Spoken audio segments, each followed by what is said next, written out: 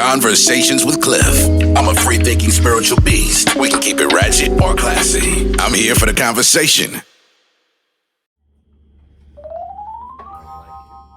how it is. I'm sorry. I'm gonna be a professional. I don't know how she's gonna be. I don't know either. Y'all need to separate y'all? Any further? Yeah. No. My goodness. I'm bothering her all the way up. I'm sorry. I see. All good. Hey, welcome back to another episode of Conversation with Cliff. I am with some very special guests with me today, and I'm going to let them introduce themselves. Start right here. Good morning, brother. I'm Paul Jones, and in the play Baybra's Tulips, I play Vince, who is best friend to the central characters and the family attorney, the one who makes things right. I'm Jabril Harbin. I play Tallulah in Baybra's Tulips, who is the sister of Baybra. Okay. Great. I'm Nicole Hodges. Personally, I'm the director of Baybra's Tulips. I'm Marquita Young. I am Vanessa in Baybra's Tulips, and it's Tallulah's best friend and the mother of Baybra's child. You was Babe. I'm Louis Morrow. I played Baybra in Baybra's Tulips. I wrote it. just like that, bro. That's how we do it. Our playwright. Yeah, so tell me, like, what was the inspiration behind Baybra? We had that conversation during one of those talkbacks. So most of the things that I write generally comes from just a relationship. I have an idea about a relationship or some type of dynamic, and in this particular instance, it was the sibling relationship, brother and sister. And I didn't really have too much laid out. This story was probably in my mind for longer than any other idea I had before writing it. So I probably sat on this for like 4 or 5 years. I just knew it was this brother and sister. I knew the brother was estranged. He was gone. I didn't know why he was gone. I didn't have all this, but I knew that he came back and stirred up some shit. That's all I knew. Yeah. And I just sat on that for literally probably like 4 or 5 years. It's one of the, like, way back I had this idea, and then finally I started to write. Okay. So what was the science behind the name? You know what? Behind the name of the play or the character name? The name behind the play. So I didn't name it until I got to until I actually finished writing it. Okay. And so when I started, I'll come up with character names. Obviously you need to. I'll come up with character names right out the gate because I knew it was a little brother. I knew I wanted him to have some type of nickname. Yeah. I knew he was gonna come back and everybody be like, that's. And there was this cat that that lived up my street. He had a cousin that would always come into town. His name was Curtis, but we called him baby brother. And he was a cool dude. He was a little eccentric, but he was a cool dude. And when I was just kind of shuffling through my mind, like, you know, I considered my own nickname that my folks gave me, but I was like, nah, I don't really want to use that. What was it? I'm sorry. Juice. My folks called me Juice. Yeah. Like, oh, you had the juice in the hood? It's so trash. Why? Because I used to always spit when I talk. So my pops be like, God damn, man, you can juicy mouth ass. That's where juice came from. Literally, if I go into my house right now, my pop, hey, what's up, Juice? I'm like, what's up? He'd call Solomon. He'd be like, man, what's Juice? I mean, what's Solomon doing, man? And yeah, so, but I ain't gonna use that. And so I just named the baby brother because I thought it was gonna be an interesting dichotomy of just how weird or angry he is, but then everybody has this name for him that's the baby brother. And so I went with that. I already had her name just in my mind, the name that I wanted to use. So at the end of the play, when I was thinking of what to name it, to me that was the most, I just went back to the little spiel that he gave when he explains why he calls her Tulips. Yeah. And it only made sense to be like, okay, well this is his hang up, and so that's what.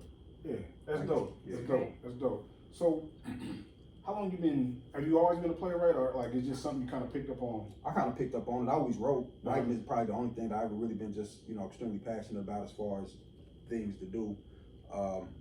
And I just kind of, literally, I've written everything there is to write. I've written, whether it was, you know, poetry or cards or short stories, you know, little stupid novels, or, you know, in notebook paper, raps, songs, everything. Juice the rapper? Yeah. And we was trash, and so and I don't have no problem saying that. It was all placeholders because once I went to a play, and was in theaters, the weirdest thing was like, this is different. You know, Yeah. I do like storytelling, but what theater offers you in storytelling is there's no narration. It's all dialogue. It's all people talking. And just growing up, that's where I got all of my stories from. My pops telling me a story, so I could write something the way that my pops would tell me. I don't have to say, he sat there, he did this, he did that. You give that all to the actor. They get to do that. You give that to the acting director. All I got to do is come up with the story. Right. And it's just a different vibe and a different feeling. So once I did it, the first play that I wrote, which was horrible, I realized it was horrible. I literally went through and I read every play that ever won a Tony, every play that ever won a Pulitzer. That's how I learned how to, the structure and the format and how to actually follow the craft and whatnot. Nice. And then I just kept writing. Yeah, that's dope. That's dope. So I did a little research on you guys, and I believe Marquita, you when you know that improv troupe. So I know a little bit about plays and acting and all that stuff. Not a lot, I ain't that guy. But what do you feel is easier or better? Which one do you like, improv or stage acting? I like stage acting better. The only reason I ever got into improv was because in my head I was like, I'm gonna be an actress, and I had to do an actor resume. Yeah. And they like when you have improv on there, so I just took lessons, and then eventually, surprisingly, this white man was like, "You want to be in an all-black improv group?" So that's how I got into it. Right. From the white guy. Yeah, he was like, I got all these black improv people in Kansas City, and I think you guys should all be in a group. So we came up with a group, and now I like improv a lot, but I would much rather do scripted acting. Right. But it does help. Improv helps a lot. Just gets the juice. Like it just helps you keep up. If somebody forgot something, you think quick on your feet. Yeah. You know? All right, so I was gonna ask that question. Probably Paul, anybody can answer. How do y'all? Because with being on stage, there's she's not coming out saying cut. Right. Stop, do that over. Especially when it's live, you know what I'm saying? You got an audience in there. How do y'all move through that? Like if you said a line, or you forgot a line, or you said the wrong line, like how do y'all, you know what I'm saying? It happened? Well, yes, and the way that I got through it was, immediately what I did was, I just had a minor stroke. Yeah. I died for about 3 seconds. Now here's the thing, I can't tell you in real time the world of it. Yeah. For me, it's 20 minutes. Yeah. Everybody, it was hot. I felt pressure on my chest, and I felt a little. You played it off though. You was like, excuse me. What? And you know what? Exactly what I don't remember doing that. That's what you did. You were like, I remember losing the line. Me and George was back there. George looked at me. George said, I ain't never had nobody say excuse me. I said, what the fuck? God dang. Is that what happened? Yes, it's all around. 6 seconds, bro, in case you was wondering. It was 6 seconds? Man, it was enough time for me and George to look like, at each other, and like, is he gonna get it out? Is he gonna get it? So imagine Now I that's gotta on tell you. stage like. No, I asked myself, are you going to be able to do this? In my head, I don't know. Everything goes to the millisecond. I was like, well, are you down? One voice said, well, you can't die. So you have to at least live. And another one was like, can you do this? And it's like, all right, man, just say the line again. Well, it was like literally that much time. At least it 6 seconds sounds right. character. Yeah, 6 seconds sounds right, because I don't know. For me, somebody was. So anyway, that's it. It's so funny though because you do die a little bit. It's like, and immediately you have a million redirects. You have a million improvisational recoveries, right? You know, man, I could have did this, that, but it never matters because it's already done. And so you just keep mobbing. I think for me, because I'm a thug on stage, I just apparently something happened. I said, excuse me. Excuse me is the best. It worked out. But I think the part of it's knowing the story for real. You have to really know and understand whatever it is you're in, because at any point, if somebody forgot something or you forgot something, it just makes it easier for you to be like, well, I know what's supposed to happen and what we're supposed to say. So this is the gist of it. And then you could either say your castmate forgot their line, you could be like, all right, well, I'm just gonna skip to this part, or I'll say something so that you can go back and say that. And if you forgot a line, hopefully your castmates can do the same. The worst thing to do is to really try to go back and grab it. Luckily for Paul, he was in a position to where he could control that and re-deliver the line. But most of the time, if you go searching for it, It just make it so bad, and you just gotta let it go. Man, the best thing you can do is if you out there with people that you work with for a long time, then honestly, if you out there with people like, and I'm gonna throw who's not here, Dennis, Priest, these are cats that they was actually stage and sound guys, but they act too. I've been in 8 plays with them. This dude named Jaren, I've been in so many plays. I can look in their eyes and know that they dropped something. Yeah. And so we know immediately, oh, we about to start riffing. Like, I can look. Dennis came to me one time, we was doing this play called Headley. I'll never forget. He came, and Dennis, he's an OG. Dennis is 70. Cool. Funniest dude, we call him Pop. We are, you know, he is the patriarch of the theater. Him and Mr. Williams, you know. And so he looked at me, he was carrying something, and he said, he's supposed to be handing me something and saying, now I'm giving this, you know, Honest gave this to me, now I'm giving it to you. He said, Honest, that's all. He just looked at me. He said, "Honest." It's the hands. That's the. he just shrugged. He said, Hey. "Like that's it." That's all I got. Hey. I said, "Man, you know, it's a hell of a day today, man." And so Jared, the dude who's supposed to be like coming in to start like the change of the conversation, he's backstage. Sure. His character's name is Mr. I mean, he's not doing anything wrong because Dennis had a bunch of shit he's supposed to say. Right. But he didn't say it. So Jared didn't get his cue to come. Right. But I knew Dennis couldn't finish what he was saying. So I started talking about the weather. I started talking about all this. I said, man, I wonder what time Mister's gonna get here, man. Man, Mister's supposed to be here anytime. All of a sudden, you just hear. I know. I'm backstage. This is here the feet. He's busting the scene. Oh, what's going on, man? I had to hustle to get here today. What's up? Yeah. Literally. So we got backstage. He said, man, he was like, I'm back there, man. And Jared is just the man, I'm back there getting my shoes on. He said, I heard, man, I wonder what time Mister. I said, what? That ain't no damn lie. They must need me. And so I said, what time Mister gonna get here? Exactly. And when I heard them feet, man, that shit almost took me out. I said, what time Mister gonna get here? Just had them feet. I'm coming, man. I will say that in a moment like that, knowing Lewis, Jabril was saying, like, going back for it can be detrimental, right? If you're not. Definitely. But I was like, man, the worst thing for me, or most embarrassing for me, is hearing Lewis talk about people who drop something, who, you know what I'm saying? Like, I don't want to go back through I'd rather go back through the film with a 6-second pause than to go back and have missed an entire line. You know what I'm saying? Like, I was like, it's game time. Yeah, I was like, it's game time. Right, because it's giving a cue Specific line. to somebody else. Honestly, though, for me, that is one of the best things about theater because it's live and it's because I've been there dropping stuff. I've been there to pick people up, and it's always so hilarious and just, you know, amazing to see how we save each other and move on with the story. And most of the time, you know, the crowd is none the wiser. Has no idea. It's the best part though because it's live, and then you just jump out like, damn, bro.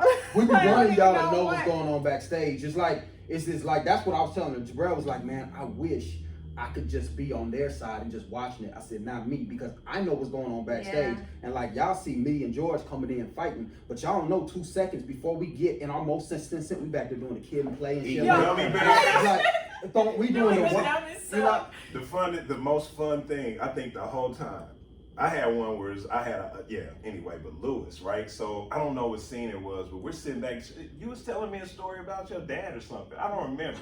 It was right at the moment. I think you popped a couple gun berries and sat back with your phone. You like took your phone out for a second, and you was like, "Shit, man, I'm tripping." He like threw his phone. He's like. Shit, I'm tripping. He threw the phone. He got it. He ran out the door. You know, you had in the back, and the door's gonna make noise if it slams. So he left. I had to run and catch the door. That was I had to run. I almost lost a finger. Right, I had to go catch the door, and then like 1.5 seconds later, you hear, "Hey, what's going on, sis?" I'm like, what happened? Get out there like that. It's perfect though.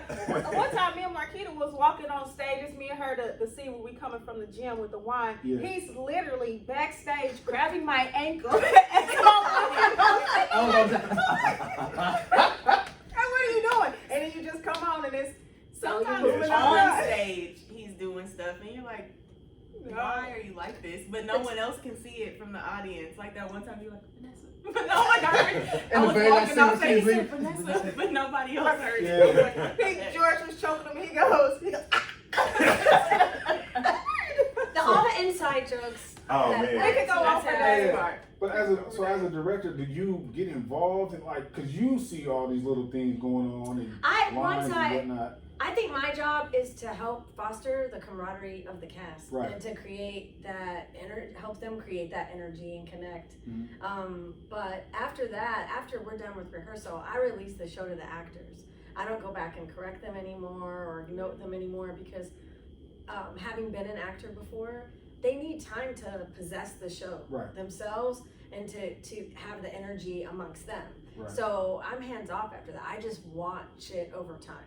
You know, of the run, but I don't go back anymore, and it's very lonely because you don't get to be a part of that anymore. I mean, you are on the periphery, but the cast unity is very special. It can only happen with the cast.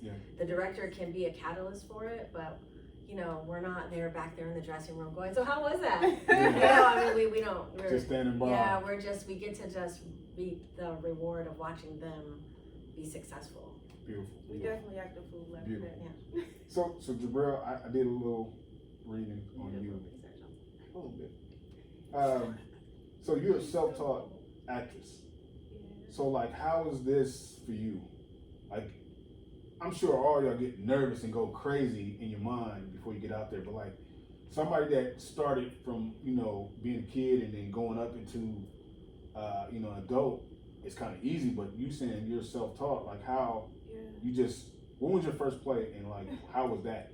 So, literally one day I woke up and was like, I know I can act. I say it all the time because it's so true. Like literally I was like, Self, I know I can act. She was like, girl, I know you can too. So I said, I'm gonna go act. And a friend of mine was in one of Lewis's first plays. The first play I ever did. Yeah. And so I hit him up and I'm like, how did you get in that play? You know, and so he introduced me to Lewis and we did, was your second production of Misunderstanding the Candy Game. Paul also was in that. And Lewis always said it was trash, but for me it was It was. The second one was trash. The second play I did was, you can and you'll be like it's trash. But the thing is, I think, and I'm not to interrupt you. The only reason why I say it's trash is if you don't know, then you don't know. If you don't know what the first one is, then you don't know what the third one is. You don't know what the fifth one is. You gotta have a starting point. So to look back and say, man, that was good. That's the type of shit that'll make you not want to get better because you're like, well, I'm good. You know what I mean? And so. Now I think Baybra's is, you know, incredible. I'm humble, but I'm not modest in what it is that I can do. I feel like I don't feel like nobody can tell that story in the world better than what I told it. That's how I feel. But you don't get to that if you're sitting around after your first trash ass play that you've never researched it, you never researched plays, you never wrote a play. You know what? This is dope. You know what I mean? Like you gotta humble yourself and realize like. We was doing this shit with refrigerator boxes, with no director, with no sound, with we rehearsed for 8 months. For one day. For one day a week, for 8 months. And then we all brought in stuff from our own home to build a set. But you know, I mean, but it was. I ain't gonna bring it up. I ain't tripping on the clock. But you know, it was the catalyst for where we are now. So it's so amazing to see because for me and Lewis, the rest is history, right? Like that's when I first met him. But we've always had some amazing bond for whatever reason, and we've grown in this industry together. So you know, Candy Game just holds a special place in my heart. He gave me an opportunity, and at the time, I thought that it would be the only thing that I did. I just wanted to act, you know, to prove to myself that I could. And it really has just turned into something that I love and I'm so passionate about. It's crazy because after Candy Game was bad. I watched this maybe 3 or 4 weeks ago. I watch it before every show that I've written that I do. I always go back and I watch it. Yeah. And it's bad. That's your baby. I can't. But it is. I know one How part can you we watch like. it? You say, well, I've got it on DVD. And so The best. it's at the Gym Theater. I mean, the sets was horrible. I mean, the execution was horrible. You can hear people from the crowd, talk louder! Like, it's just... We have microphones. We have microphones, man. It was bad. And so, but I say all that to say, after the show, it was probably maybe like that Monday or Tuesday, I called Jabril and I said, listen, because I watched the tape. And to this day, I ain't never gasped. Everybody did fine. Everybody did what they could do with it. I thought I was bad.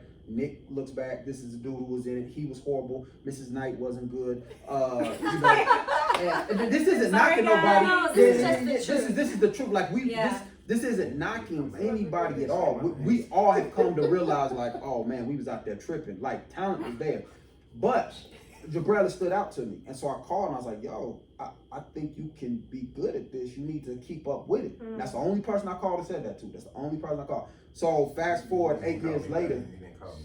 No, I didn't. And I didn't even know if I ever wanted to act again. I'm straight. I do not gas. Like, so when I tell somebody, I think you did a good, I want it to mean something. Because no, I didn't call Paul and say, bro, you got a future. But look, I'm still working with him, so I believe in him. Yeah. But she stood out. And so fast forwarded, 7 years later, when you read reviews saying she's given the best performance, that these are people who are in theater.